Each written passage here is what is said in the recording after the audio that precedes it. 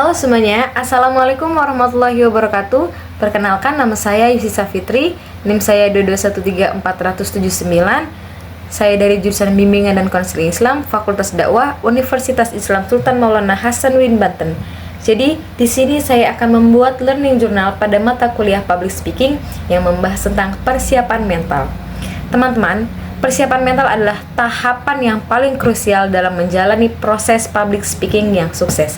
Ketika kita mempunyai persiapan mental yang bagus, performa kita juga akan bagus ketika berhadapan dengan audiens. Jadi, ketika seseorang pembicara ingin berbicara di depan banyak umum, pembicara tersebut harus mempunyai mental yang kuat, harus bisa menghadapi tantangan apa yang akan ia hadapi. Jadi ada langkah-langkah persiapan mental sebagai berikut. Yang pertama itu ada visualisasi, yang kedua ada pemusatan perhatian, yang ketiga manajemen kegugupan, penguasaan materi, dan antisipasi tantangan. Kita harus bisa menguasai materi kita agar ketika kita berbicara di depan itu tidak gugup dan tidak mengecewakan diri sendiri. Performa bahasa. Jadi teman-teman, ketika kita berbicara itu harus bisa memilih kata. Memilih kata mana yang pantas akan diucapkan ataupun yang tidak diucapkan. Dan kita harus bisa menstruktur kalimat dari kata ke kalimat. Harus bisa terstruktur kalimat serta intonasi bahasa kita, nada bahasa kita, nada bicara kita, serta gaya bahasa.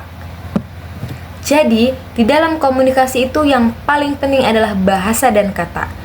Ketika kita berbicara di depan public speaking yang orang luar negeri ataupun orang Indonesia, kita harus bisa menyesuaikan bahasa kita dengan kata-kata juga.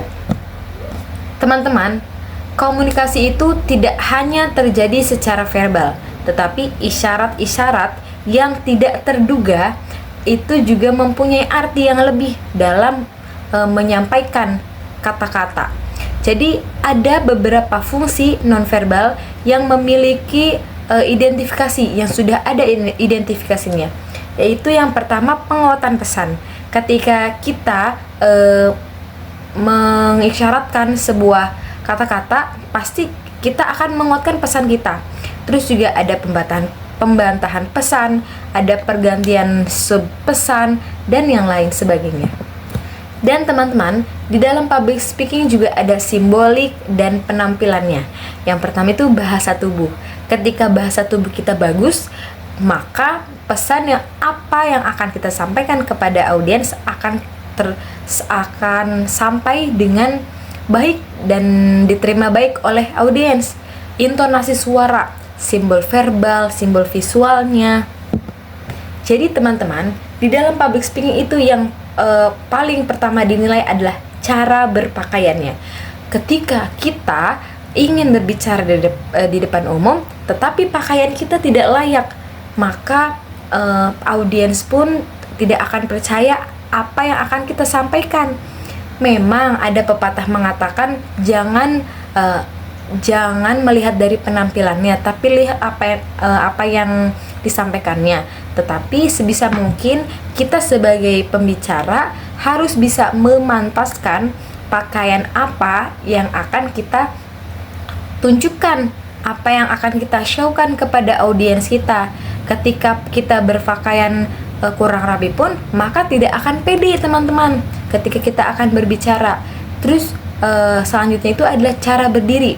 Cara berdiri kita di depan audiens. Berdiri kita bagaimana? Harus tegap kah atau harus bagaimana? Jadi harus bisa disesuaikan teman-teman, ya.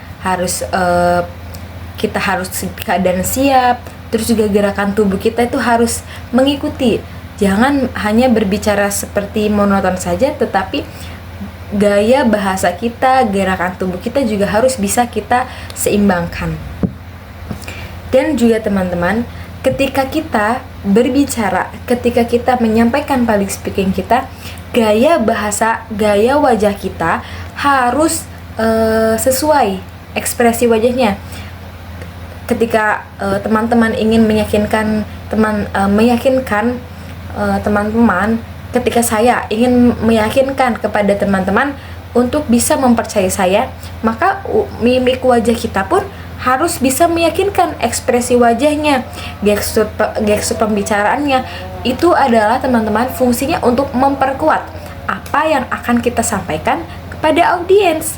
Nah, ketika sudah wajah kita sudah bermimik, dan gerakan tubuh kita, bahasa tubuh, terus juga gaya bahasa, penampilan itu baik, maka public speaking pun akan berjalan dengan lancar dan sempurna. Oke teman-teman, mungkin cukup sekian dari saya, kurang lebihnya mohon maaf. Wassalamualaikum warahmatullahi wabarakatuh.